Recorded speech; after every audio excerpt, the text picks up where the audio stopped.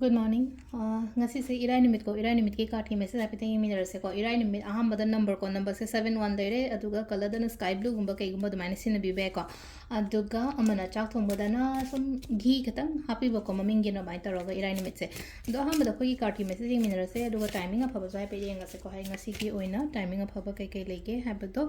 adu duma su yeng minera se ko adu sidagi 3 cards khatang lothok jarage ko hai card number 1 card number 2 and card number 3 ko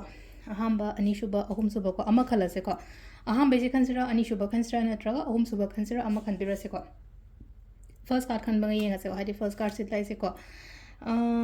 silai ko page of words and ko hadi page of words la ko matam sida kaino hai kan sida koi gi kaino ma aingon da khudong chaba ma kari ma chang o hai tar ko afaba lak pa good news tak pani khang de khudong chaba lak pani khang de pesa gum ma chang pani khang de mai tar ga lai ko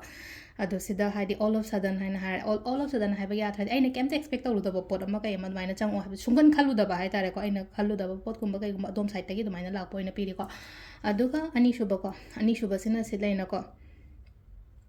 number 8 lai ko number 8 se am kak lai no ko thona lai wa thabak to matam do ko ki ga no thona lai yo na thona lai yo kaino ma chatpa matam da kaino ma pangthok pa matam da hadi mi na kari hai gini kot gini kem khan gano hadi amna confidently thabak to ko ina chatori ba ina tawdori ba thabak se ko aduga ahum suba sina amuk lai se khoi gi 6 of water hai lai ko hadi 6 of water la ko macham sida kaino hai kan sida khoi gi kaino hajik se aingonda lady se ankal leina ko hadi cups han hasne ko hadi sida cups sida hadi pot me ama ma hapaga la ko da pot of hapala ko man se cups se makum gum jale na khala se makum gum jala gadi hadi aina kemta u de dana adu na phajana haina singna hadi khandok pa hiba mother car ko hadi la iba pot me am se loina phani haiba su leiro loina phatlo haiba su leiro aduna hadi phajana sindok khoto o tawraga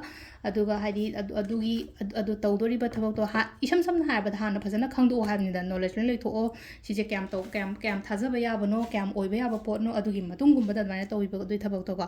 aduga timings ne ki puk manga ka minute tare ta gi na mapan ga minute kuntra mari phang le ko adagi 13 ga minute ahum daina 12 ga minute kuntra ma thoi phang le re